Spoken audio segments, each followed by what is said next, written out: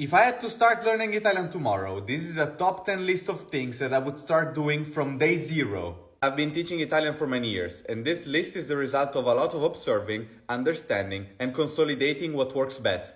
The very first thing that you should be doing is to switch your mindset and understand that learning is an investment.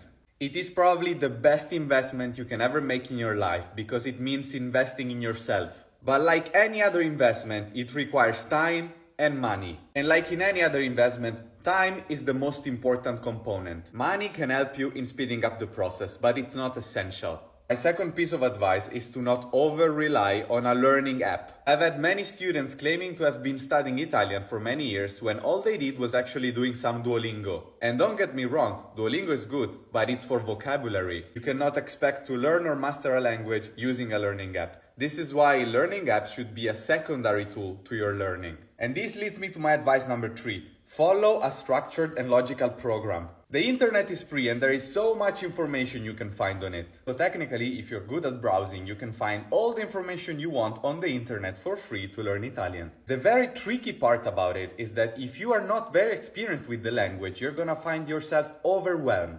And chances are that you will not be able to come up with a structured and logical learning program. So my advice to you is to find an Italian teacher to help you build the structure of your learning journey. Another very important point is to find a rhythm that allows you to be constant. Being constant is the single most effective thing at learning any language. And this does not mean that you have to study every day. It means that you have to find a rhythm that allows you to study regularly until you master the language. My fifth piece of advice is to not progress learning until you master the basis. You have to see learning as building a pyramid. The top of the pyramid is understanding complex sentences such as the one in newspapers, and the bottom of the pyramid is understanding nouns, articles, and verbs. Now, it is extremely important, especially in Italian, that you know how to conjugate verbs and how to use articles. Every single student that comes to me, no matter their level of Italian, I always go back and start from the basics. Because my job is to enable my students to build their own top of pyramid. And if you have a solid basis, you can do this in your own time. But this leads me to my next piece of advice. Do not let complex topics overwhelm you.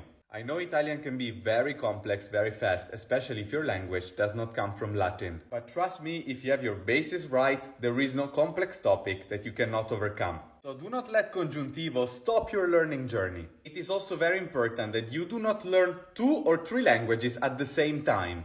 Our brain is amazing because the amount of information and things we can process is insane. But one thing that we are not good at doing is multitasking. Learning several languages at the same time is the heaviest multitasking activity you can give to your brain. All you will end up doing is wasting time and confuse yourself. So stick to one language and master it before going to the next one. Try to find friends to study Italian with. Everything in life is much better if you have friends. Learning is no exception. If you do not have any, my next piece of advice is go visit the country at least 10 days, once every year. You will get exposure to the language, the culture, the country, and you will have a chance to find friends.